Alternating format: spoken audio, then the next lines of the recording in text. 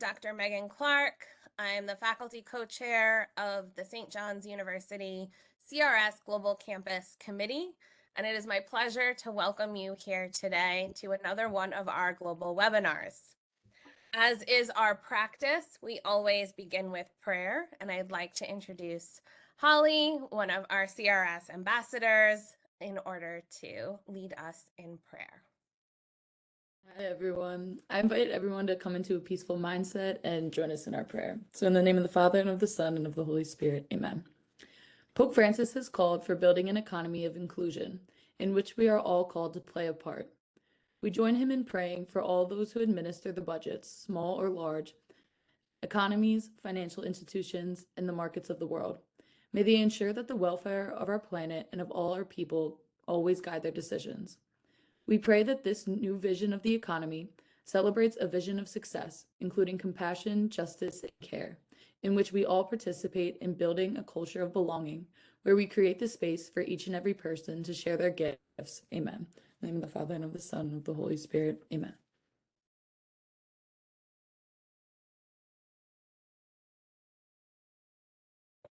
I think you're still muted, Megan.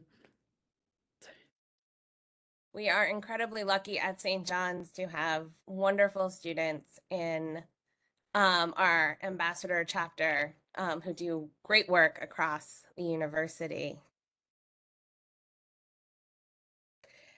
In 2019, Pope Francis wrote a letter in which he called and asked for those training in the study of economics, those in the business field, the entrepreneurs, researchers, anyone he framed as a change maker, to begin to come together and envision a world that is structured differently, to think about the economy differently. 3,000 applicants responded to the Economy of Francesco's project from 120 different countries. The COVID pandemic got in the way of some of their plans, and so first meetings were virtual, and the first big event was virtual. And then in fall of 2022, a gathering happened in Assisi, which is where it was all supposed to be centered around in the first place. Out of that, the Economy of Francis has developed into a series of 12 villages covering everything from the role of women in the economy, business and peace, agriculture and justice, finance and humanity, and the one we're going to focus on today, work and care. In this exciting project, I am really pleased in order to bring together 3 people who are part of the Work and Care Village. So I will briefly introduce them and then ask my first question about their participation. Agata Kałamucka is a research assistant at LabFam, an interdisciplinary center for the labor market and family dynamics, as well as a PhD researcher at the Doctoral School of Social Science at the University of Warsaw.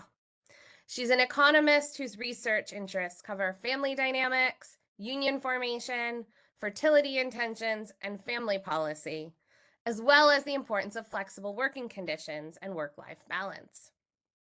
Samer Sefer is a social entrepreneur with an engineering background. He holds an MBA from the American University in Beirut. He's the co-founder of ShareQ, M Social Catering, and ProAbled. He's currently giving trainings and workshops on entrepreneurship for several local and international organizations. And in 2018, he was a founding member of the Lebanese Social Enterprise Association.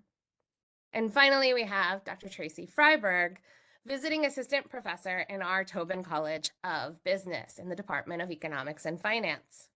She has a PhD in public and urban policy from the Milano School of Policy Management and Environment at the New School, and master's in economics from Duke.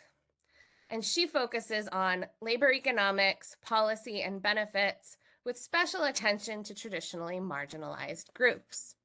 So it is my pleasure to virtually welcome all of you to St. John's today, and to get us started by asking, if you could each share a little bit, and Agata, we'll start with you.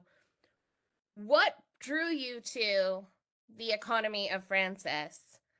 A little bit about your interest and experience for why you got involved and what it was like to be part of this project.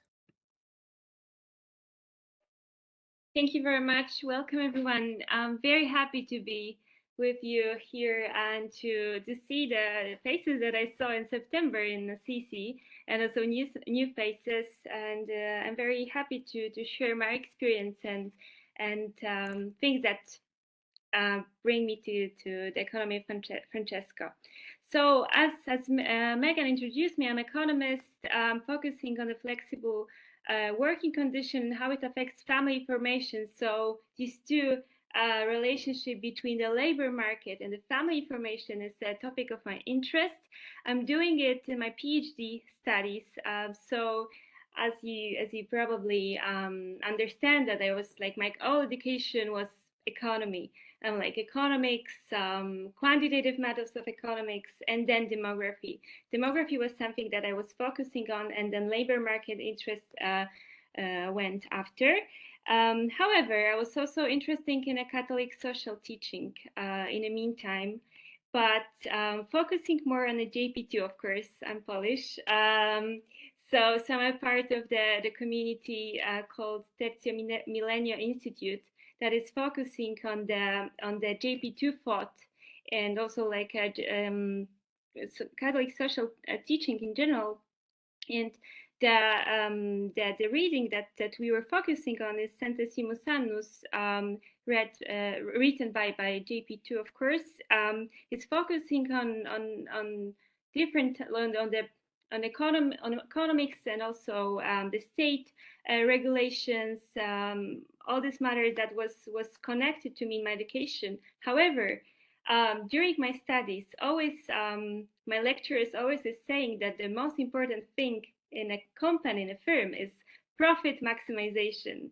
And in a Catholic social teaching, I heard that it's not only the profit maximization. Is something what led me to this thought, and I found it interesting to explore. And I think the economy of Francesco was just the second step to be involved in this teaching, and to explore, to look at, as you said, as also the, like, it's written in Economy of Francesco, that to look at economics in a different way.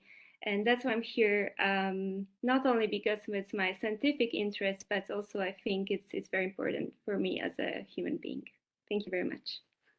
Thank you. Tracey, what drew you to the economy of Francesco? I have a short and a long answer to that one. So the short answer is your father. He was the chair of our department at the time in 2019, and he had said, "Oh, is this something you're interested in doing?" And I said yes. So that's the really short answer. And he like connected me to the people I needed to talk to sign up for the community. The long answer is similar to this idea of like how economics is traditionally defined. I did a master's in economics right after undergrad, which is the very like traditional academic career path, but that's kind of where my traditional academic career path ends, because I did this master's program and I learned a lot and I met a lot of really great people, but I didn't want to do economics anymore. It was a very mainstream, like rigid program, and I just didn't see how it applied to real life. I just didn't know there were other kinds of economics out there. I just didn't know. So I moved to New York, and I was an insurance underwriter for 7 years. So I worked in corporate America, and what I study now is largely influenced from not only working there, but talking to people and their different working experiences, and why like two people with the same job have different experiences, or they have different benefits, or they have different levels of benefits, they have different career opportunities. So that's ultimately why I was incentivized to come back to academia. I ended up going the policy route again, just because I guess I didn't know any better that other kinds of economics programs existed. But the work I do now is like very largely influenced just from talking to people. And the economy of Francesco is something that interested me because in a lot of the spaces I've been in, either virtually or in person, I live in New York City. There's a lot of diversity here, a lot of people from different backgrounds, but I am very interested in this community and like my two colleagues that are here because everybody has such a different experience from what I have, and it helps me like learn about other places.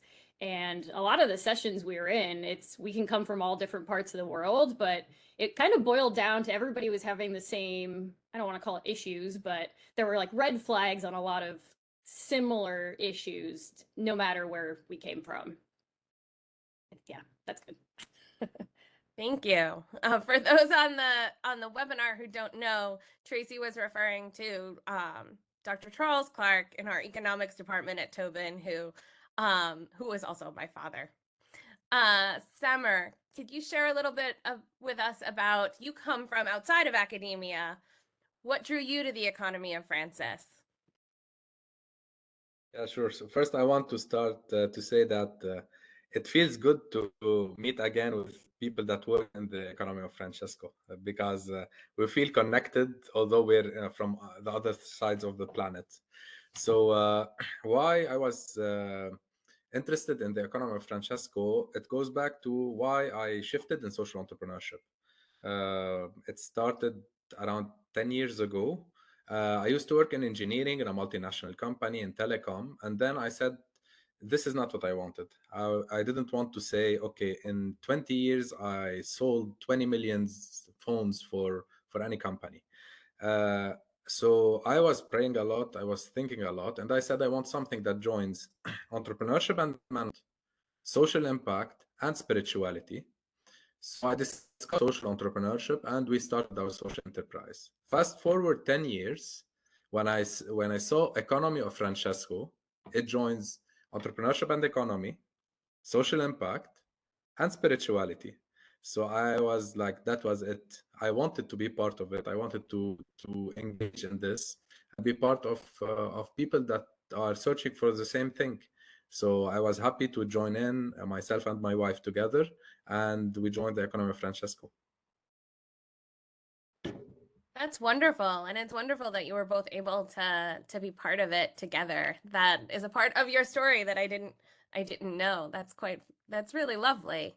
One of the things that I'm hearing from all three of you is a real sense of a disconnect between what gets put forward as this is how things are supposed to be done and what, either from experience with Catholic social thought, talking to real people, a broader sense of seeking integration in the way in which you were engaging in the economy.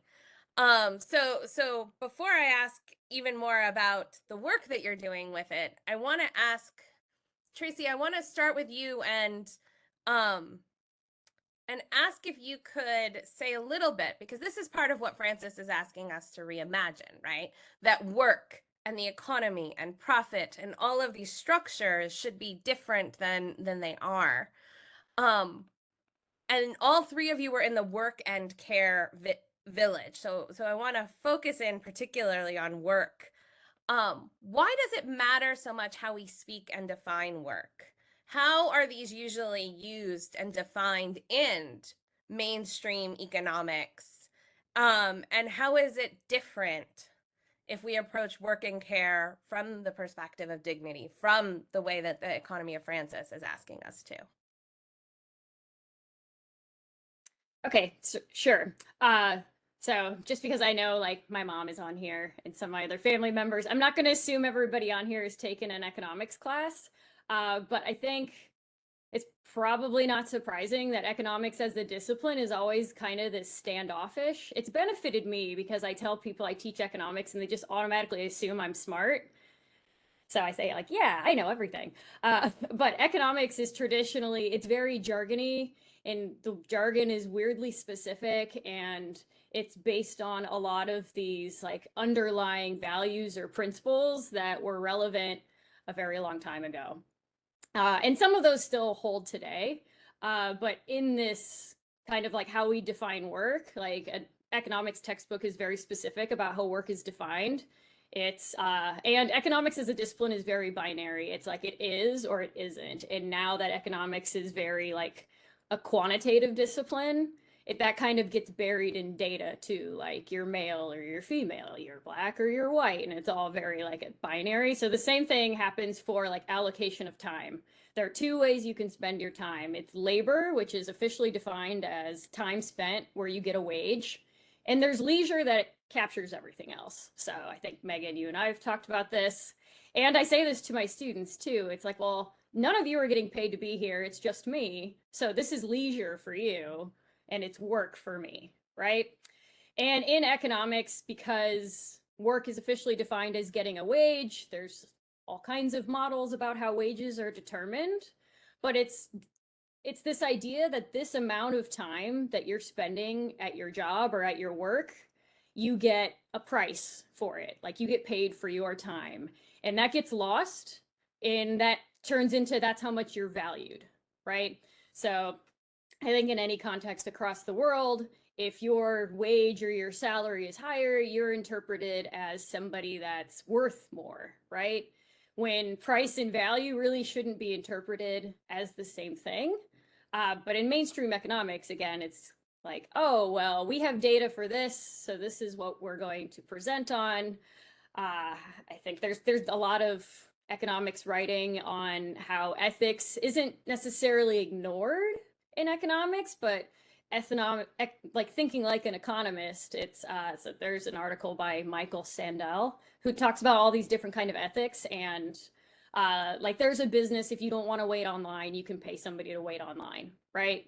And everybody behind you in line might have an ethical problem with that, but the way markets work, you pay somebody to do that, even if they're doing it for you, that's fine, right? And we kind of ignore all the ethical parts. But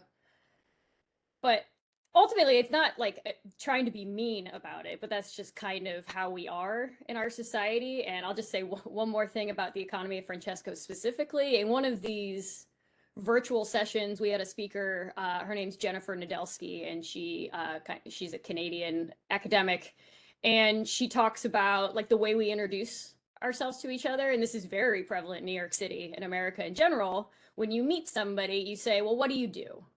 And then you automatically, if somebody says they're a lawyer, you think like, oh, they make a lot of money, so they're valuable, right? But I also have friends who say like, oh, well, I'm a stay-at-home mom. They don't get paid for that. So it's like, oh, is that the only thing that you do? And she was challenging all of us to come up with a different way of introducing ourselves to each other. Instead of this, like, what do you do? It's like, what is important to you? How do you spend your time? So we're kind of getting away from this, like, oh, what do you do? So then I have an idea of like what kind of career you have and ultimately how much money you make. Well, and I mean, I'm a theologian, so I dread that question for non-economic reasons in general public settings in New York City.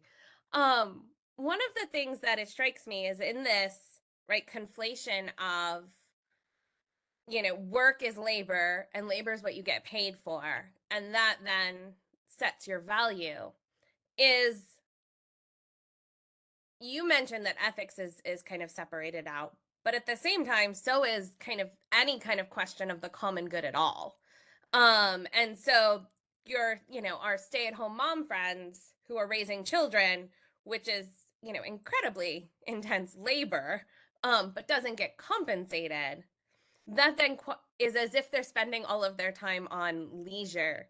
I read work by all of our panelists today to make up the questions and get ready. And the thing that struck me is I definitely don't consider laundry and grocery shopping leisure. But under economic structures, economic definitions, that's how it is. It's either I'm being paid or I'm in leisure. And one of the things, right, this is the work and care village, care just disappears entirely. If that's your binary. Where do you think in your work, Tracey, that care fits in? And how can we take the kind of follow Pope Francis, and do you think economics can push out of this binary and actually find space for care to fit in and our actual lives, to the real economy to be reflected in the way in which we evaluate it? I think the short answer to that is like we're trying. But I think I had mentioned in my intro that I had this very like traditional approach to economics in my undergraduate and my first graduate school experience. And I ended up leaving because I just didn't see how it applied. But I think through organizations like the Economy of Francesco, like the feminist economics group, the New School in general, it's a lot of interdisciplinary researchers coming together to try to come up with like how real life is reflected, right? Because I think in any discipline, where the disciplines come from, I don't think anybody predicted like this is what the world looks like today, right? Even when the Economy of Francesco started in 2019, I don't think they considered like this pandemic was going to happen, which weirdly brought everybody together, and it was this like shared traumatic experience for a lot of people. But yeah, so like the work I'm doing is largely in the like benefits space and like who's excluded from benefits. And I think like the paid leave community, United States is the only advanced country in the world that doesn't have a paid family leave program, and paid sick leave isn't even guaranteed. This is a little conversation we had before we jumped on the call here. But it's like, okay, so we want the society to do well. And in economics, there's this assumption if everybody does what's best for them, it's also going to translate into being what's best for everybody. But there are lots of people doing work in these kind of like overlapping spaces that are trying to address these problems. Well, and if you're putting a price on everything, right? If everything is about monetizing it, wages, things that don't have monetary value attached to them, right? It isn't even just like they're thought about and dismissed. They're just not even part of the conversation at all. It's as if they don't exist. A book I really enjoyed was written by a financial journalist, and it was entitled "Who Cooked Adam Smith's Dinner?" The famous it's not from out of it's out of self-interest that the butcher, the brewer, and the baker sell their wares, but that very basic like, well, okay, but Adam Smith was not cooking his own dinner. That kind of question just completely falls out of it. And that's one of the things that the reality of care, the reality of labor that's uncompensated, that is care work, that it's taking care of other people's needs and flourishing in a host of ways. Sometimes that's children, sometimes it's other vulnerable communities, other members of one's family or local community or global community. That came into very stark focus during COVID. And these questions about who was and wasn't able to kind of have resilience, who wasn't able to bear the shifts in jobs and leave the workforce or not in order to do the care work that was required, some of which was protecting their families. And so one other area is where flexibility is concerned, and how flexibility in the workplace is part of thinking about the worker's dignity. Thinking about work and care, Agata, and your work and the work of LabFam, you try and examine these intersections of work and care, raising up the importance of work time flexibility and what does it mean to have pro-family work structures and policies. I would also call them simply pro-common good work structures and policies. Can you share a little bit about your work and what a difference flexibility makes and how that intersects. Sure. Let me start maybe with the explaining how the labor market looks like now and what changes are occurring and we can observe. So on the labor market, we can observe like huge changes. Of course, we had observed many changes in the past, but now we can see like very fast pace of the changes caused by new technologies and globalization. And all these changes that affects not only our domestic market in our countries, but it is like spreading our labor market through all the world. And it's causing like new challenges, uncertainty, and all these things that we have to deal with.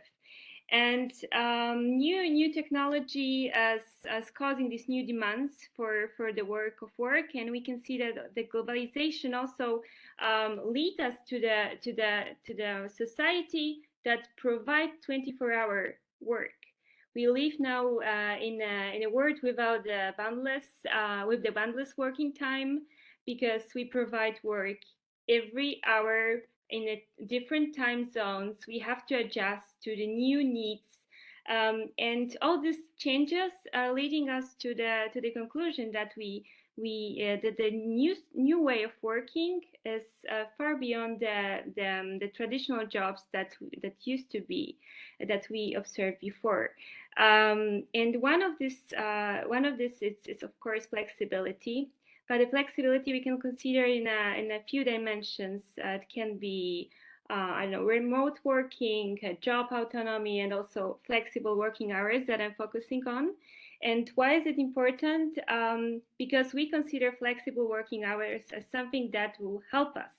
We all want to work flexible working hours. Maybe not all of us, but it's something desirable. And this is something what I think people don't understand, because flexibility is not only something what helps the employee, me as employee, but flexibility can also be something for employer. And this is what I'm doing in my PhD. We distinguish the flexibility for like 3 categories. The first one is employer-oriented. So employer is the one who is considering this job flexible. So the workers is working on demand, on call. Then we have employee oriented, the one that we desire. That's me myself. I'm just planning my work, and I work wherever I want, whenever I want. And also the third category is the situation when we have both of them, and this is something new that we didn't distinguish before. I didn't find it before in the literature.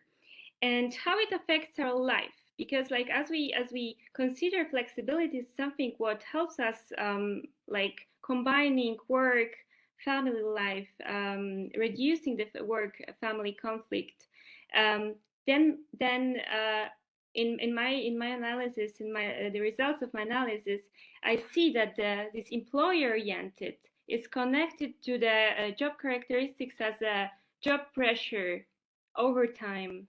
So not to actually desirable characteristics. Then we have employee oriented, which is great, because we have more job autonomy, occupations, and the higher position of the occupation are connected to this kind of flexibility.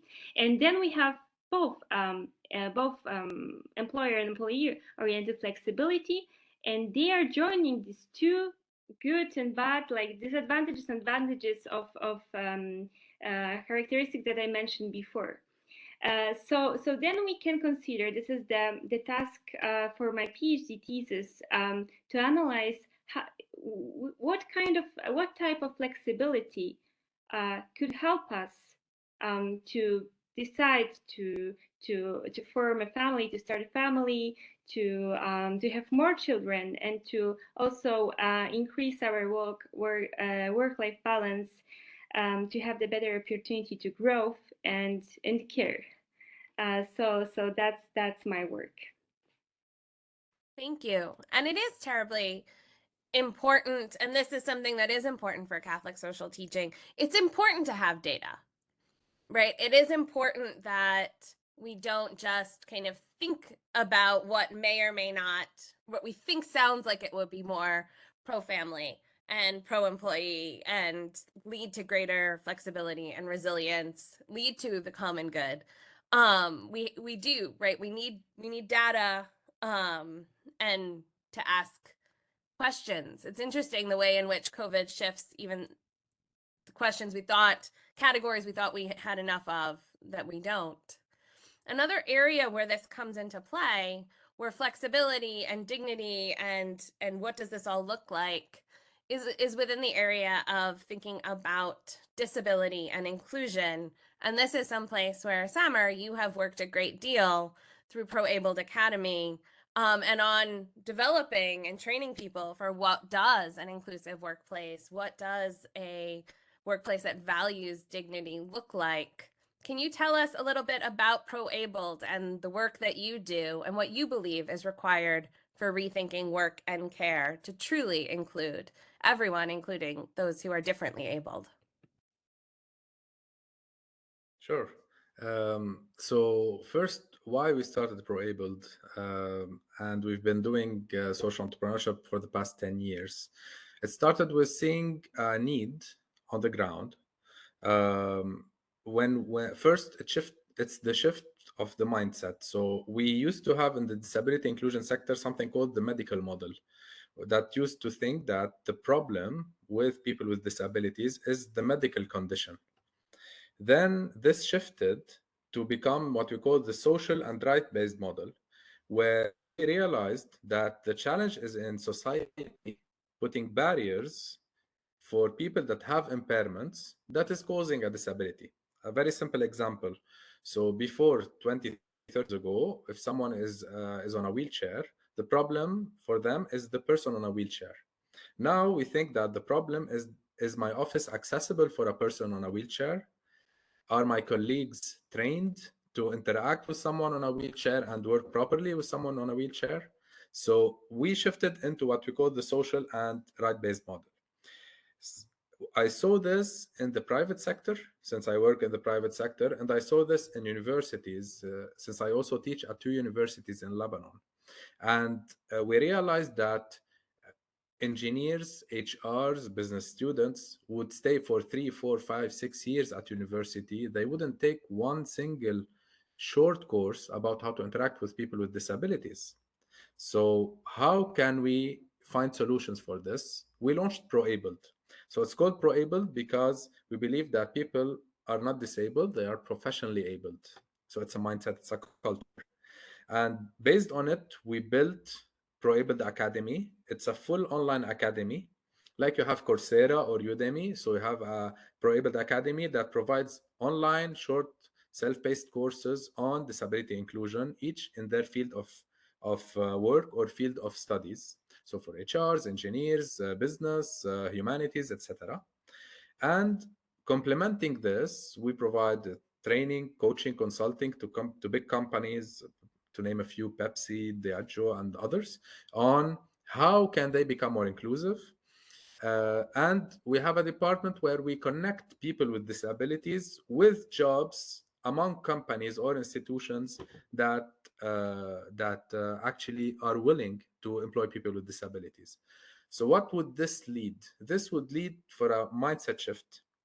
And this would lead to really doing impact and for people to live in dignity, to go back to it. And when we realized this was working very well with companies, we said, why don't we include it in universities? We're currently in 4 universities in 4 countries. And we're expanding this in several countries to embed disability inclusion in it. And just to co-celebrate this, we just got an agreement to actually train the United Nations department in Lebanon on disability inclusion, the World Food Program department. So this is very important. It's a culture that needs to be built. And Pro-Abled is one example of how it can be built without being very complex. We're not a huge team. We're just a team of 25 persons. However, thousands of people are getting educated on disability inclusion with this team of very few people. Thank you. That's wonderful, and congratulations on the new project with the United Nations. I think that one of the things that comes through in all three of your experience and expertise and work is where we position ourselves and whose perspectives are being considered, right? Shifts entirely whether is the problem accessibility, or is the problem the person who needs different structures in order to be fully included.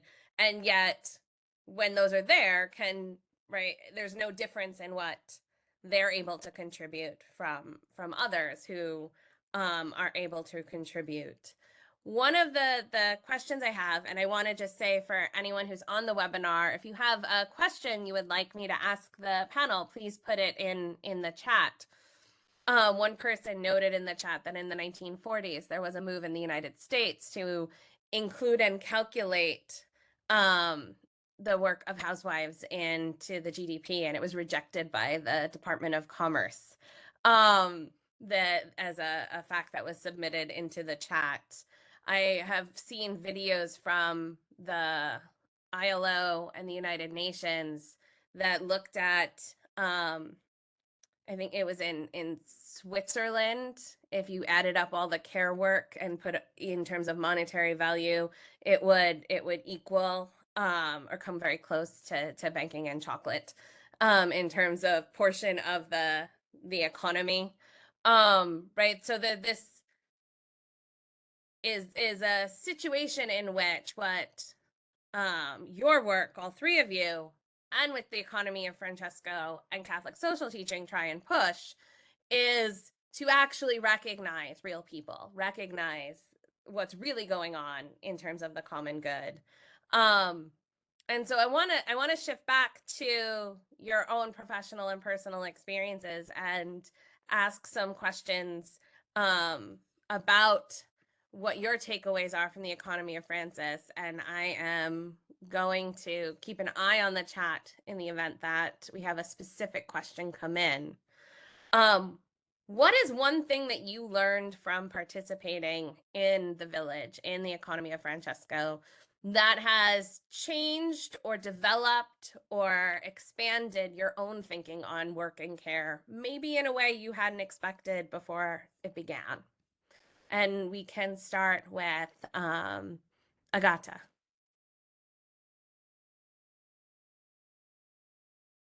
To make it short, because again, it was amazing experience. A lot of talks, very inspiring. I met people outside Europe, they mostly not European. I was quite shocked. There's few Poles actually around. So I was shocked to be surrounded by Mexican people, Academic, France, Argentinian, and all of this. And actually, what is the most important for me, why I met these people? During the talking or conversation workshops, and especially also in our village work and care, I came with this being focused on a flexible working condition, thinking about how to help Europeans to have more children, and just to help Europeans to work, to have better working conditions. And then I heard that actually people have different struggles, because they cannot work or they don't have place to work. So then I imagined how Europe oriented or developed countries oriented I am, and there are many problems around. Of course they are, but we are just not thinking about it. And then I'm focusing on helping improving working conditions for people in Europe. And then there is the problem with disabled people as well, as we heard. And then as people who actually cannot work because there is a war. And this is something what also Pope Francis told us during our meeting. He stated, I even like made notes, to look at the world with the eyes of the poorest of the poor. And this is something what I took from Assisi, from what I'm thinking now. Like it changed my mind since September to really like focusing on problems that we are working on. They are also very important, but also like look at the world more open, with the more with the eyes of the poorest of the poor. Thank you. Samer, what was one takeaway from Assisi for you?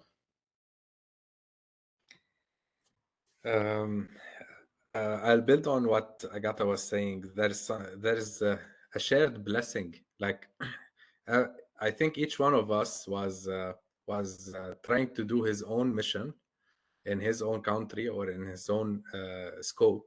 Then we realized that we're just different pieces of a big puzzle that is trying to move in the right direction, and which is beautiful. Like people from the US, I'm from Lebanon, people from Europe. So we all trying to push in the same direction. Uh, for me, emotionally, seeing Pope Francis was something super emotional, and it's something that's gonna stay in as a memory in my life. Uh, and coming from a country where we have big challenges, in a region where we have big challenges, and every day we fight to move forward, uh, I saw a bigger scope. So it's something very important. It opened horizons. It opened doors for potential collaborations, and this has shown fruits after Economy of Francesco. People from different universities in several countries, we were in contact to see how we can collaborate.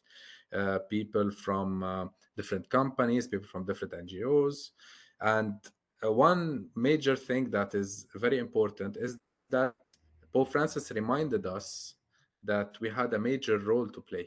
We're not passive people that are waiting for anyone to do anything, or any government or any institution. We have a major role to play, and each one of us has their own harvest to do. So we need to be really good workers and doing the harvest. Thank you. It sounds like it was quite an empowering experience. Tracey, what was your experience? Sure. So I'll give like a little bit of context as to like how the conference was set up. So it was Thursday, Friday, Saturday. But Friday, we spent the entire day in our villages, like these 12 villages that Megan had mentioned. So our working care village, from what I understand, was one of the biggest villages, but there were like 65 of us, I think, 60, 65. But there was a language barrier. So like Italian and English were kind of the working languages for most of the sessions, and for like when we had this program with the Pope that Samir had mentioned, like I had headset on, so he was speaking Spanish or Italian, and depending on who the presenter was, like we had a headset on, and they had an entire team of translators that was translating it into like 5 different languages. So when we got to our working care community, one of the unfortunate things was there was this language barrier, but the 3 of us were in the English speaking working group, which was interesting because as an American, and I'm very stereotypical American in the sense that I speak English, I speak very bad Spanish and even worse German. And I was a minority in our group because like our other 2 panelists here speak different languages. Most of the people in the English working group didn't have English as a primary language. And there was a French group, there was a Spanish group, there was an Italian group, and there's actually swapped messages this morning with Max, who is running around. He didn't even get to participate in any of the groups because he was working as a translator. Like he just volunteered the same day, and he was translating between the different groups because one of our goals as our working group was to come up with a message that represents our community, but that message ended up being in 4 or 5 different languages. And it was people like him that were trying to synthesize it and put it together to put onto this final document.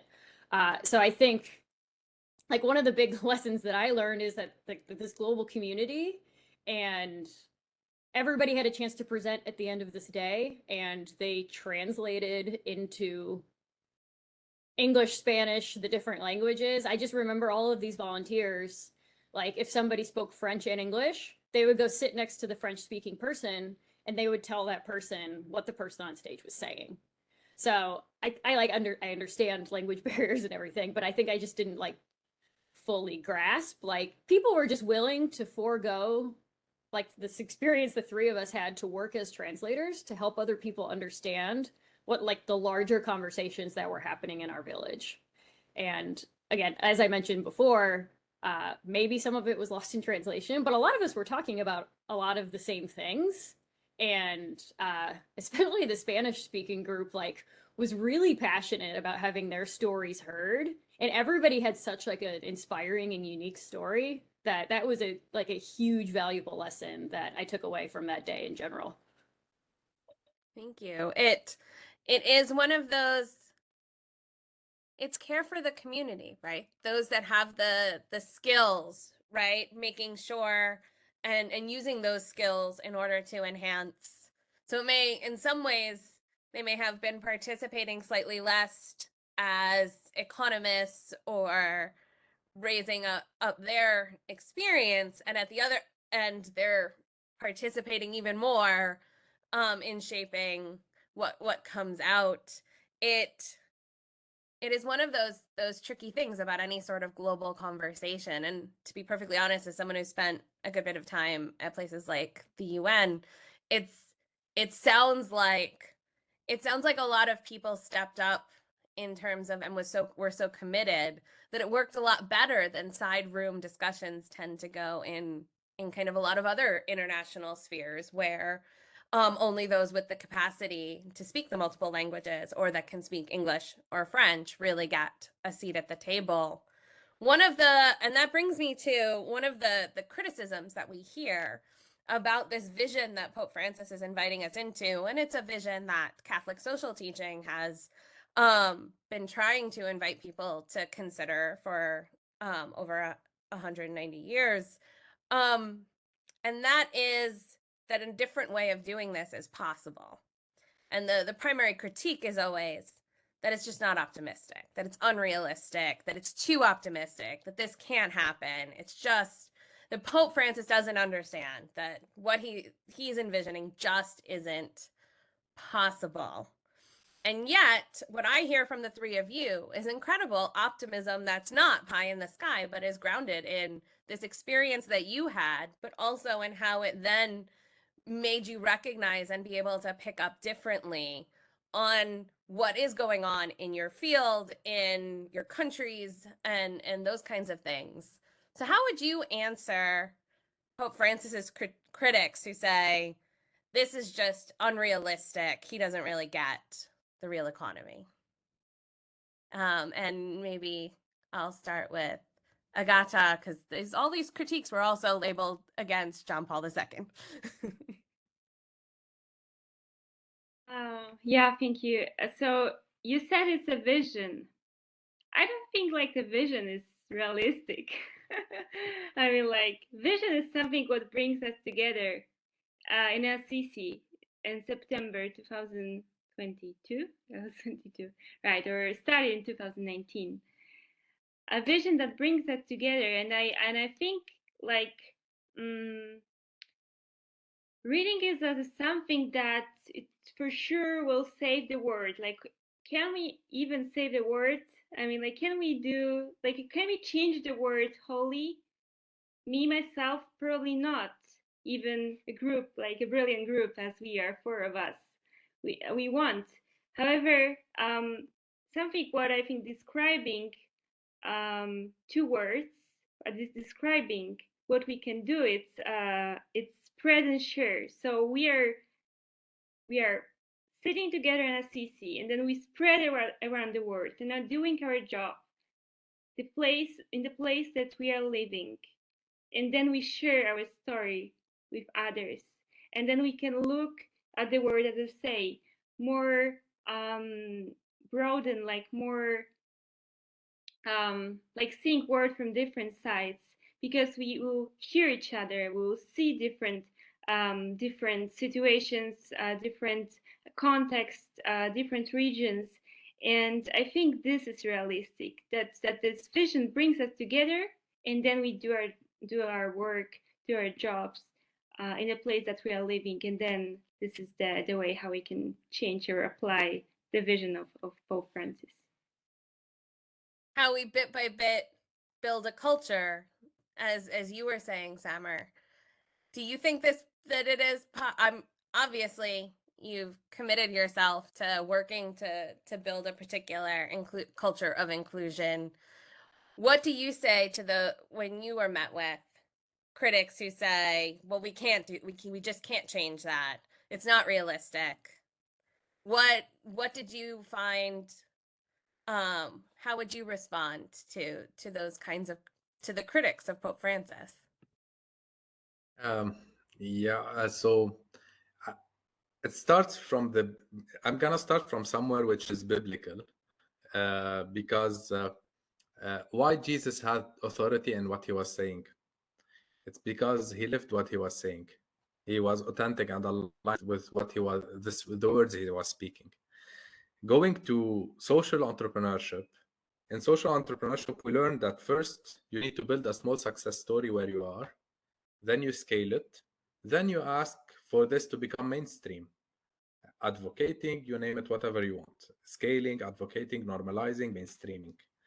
So how do we reflect this to what we are doing in Economy of Francesco? Critics till now could be right. But what we need to do to change this mindset and change this culture is first, let's start with Economy of Francesco network and the church network of applying what we are saying. So let's start with our own universities, our own hospitals, our own institutions. Are we applying what we are preaching for? When we will do, we will have so much authority, so much strength to say, yes, we are doing this. Then we could mainstream it in the economy in many places. One very, very nice example is someone told me this. He told me, why did Mother Teresa what did she shook the world? She wasn't doing the biggest work. She wasn't doing the biggest projects. If you compare her or the institution that she made budget, scale, impact to other institutions, it's peanuts. But she shook the world because she put so much love in what she was doing that her love disrupted the system. Like she proved that yes, you can do a lot in this situation, and then you saw replicas of what she was doing. So I think first step before answering the critics, let's show them. Let's do something that shows that our universities, our institutions, our social enterprises are really the economy of Francesco principles in their hiring, in their procurement, in their fairness, in their impact, and then we would say, okay, we did it. Now we invite you to do it with us. I like that. And I think too, a lot of the criticism of the Economy of Francis and of Catholic social teaching on the economic life comes from a perspective, and this is where Tracey, you started, where one particular school of economics is treated as if it is the only school of economics. I know I've had many conversations with people where they push back, and I go, just because they're talking to economists that do economics differently doesn't mean they're not talking to, in many cases, Nobel Prize winning economists. It just means that they're not mainstream economics. They're economists from other schools. I think before Pope Benedict, very few people in the wider United States would have heard of the civil economy tradition in Italy, for example, and Luigiana Bruni, who's one of the key players in that, is one of the organizers for the Economy of Francesco. In the interest of time, I'm going to start with Tracey, and then I want to ask each of you. One of the things that these webinars do is that they help to give broader and more global perspectives to our students. So as we conclude, my last question is, what is one takeaway, one thing you would say to undergraduate students? Ours are located in New York, but this will be available for anyone to watch. What's one takeaway you would share with today's undergraduates about building a culture of work and care that prioritizes dignity of persons? So I'll start with Tracey. Sure. So here's my short answer, long answer again. The short answer is all work experience is good experience, and all work where you don't get paid is good experience. And I tell this to students all the time, not in front of our career services people, because they love to shove like internships down our students' throats. And it's like, oh, don't spend the summer waiting tables. You need to get a real internship. It's like, well, no. Like, if you think you're above waiting tables or working at a hotel, that also means you think you're above those people. So we need to be treating all work experience as good experience. And ultimately, when we're going out like into the streets and going to the grocery store or wherever we're going, we need to treat the people that are working there with dignity and that they're doing dignity in their jobs. And for, I guess, the students on here, I think like the research I'm doing is on paid family leave in the United States, and it's asking like businesses like what the holdup is, basically, right? We don't have it in the United States. I don't think any business is against giving people time off to take care of themselves or to take care of family, and that means lots of different things, right? Normally that means kids. Elder care is a huge network, right? Like I watched my mom take care of my grandma. I'm watching a friend of mine take care of his mother and have a full-time job. And I have a foster cat. I think taking care of her is important, and taking care of like each other while we're in classes, right? So if we can somehow find the balance between these short run goals of we need to be profitable, because if we're not profitable, we don't exist in the next period. Like I totally get that, especially in the case of small businesses, but we do need to be long run focused to some extent. Like if somebody needs a week off for a care related reason, that shouldn't be a, oh, you're going to lose your job now, or you should self-select into a job with more generous benefits, which is another like traditional economics answer. It's like, well, if you value time off, then find a job that gives you time off. It's you have the ability to select a different job, which is also not really the right answer. So there needs to be, I guess, for the next generation of managers, just keep that in mind. Like you're managing actual people. Yes, I know they correspond to a number on your balance sheet, but having long-term loyal employees is way more important than trying to meet a bottom line of some sort. Thank you. Agata?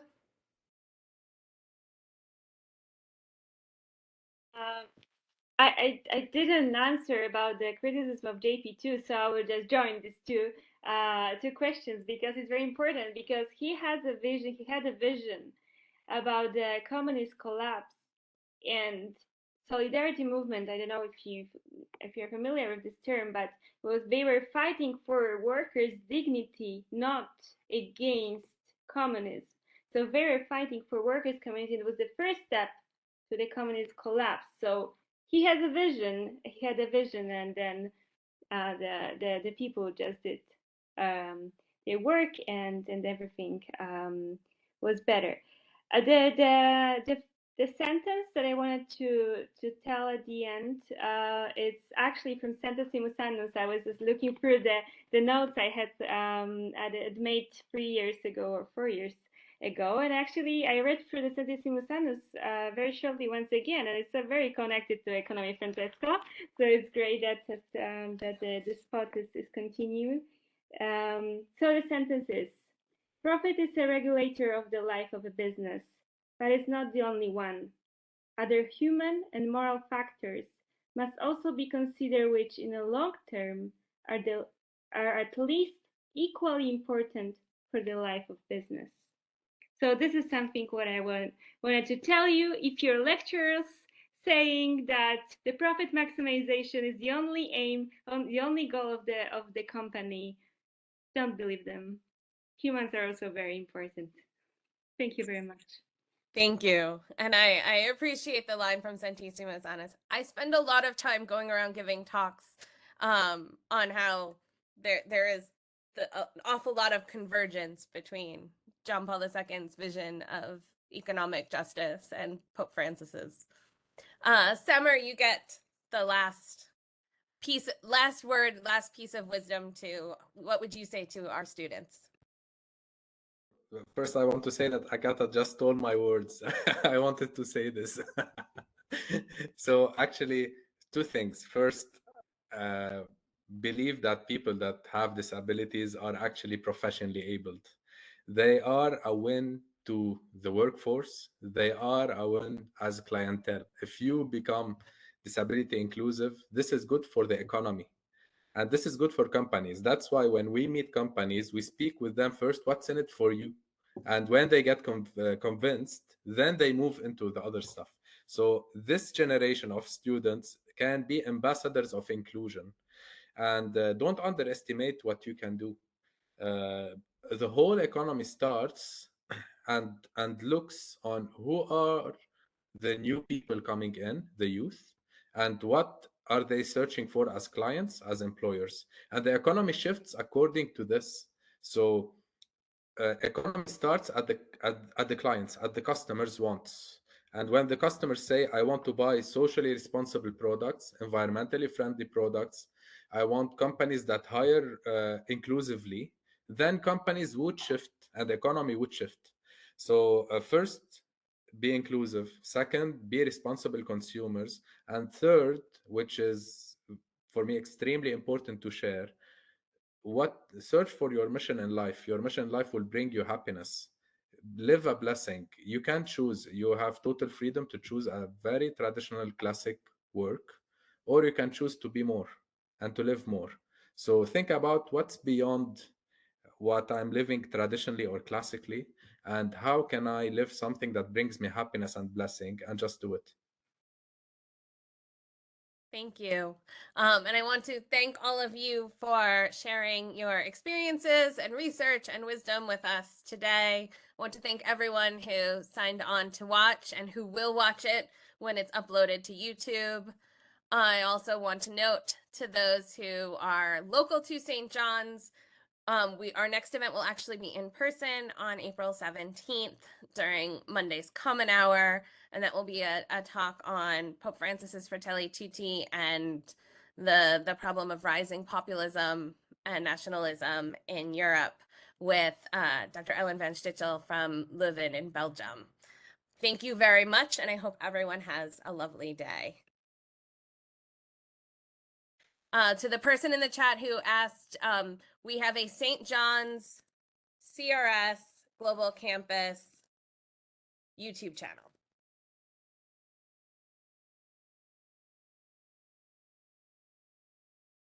Thank you.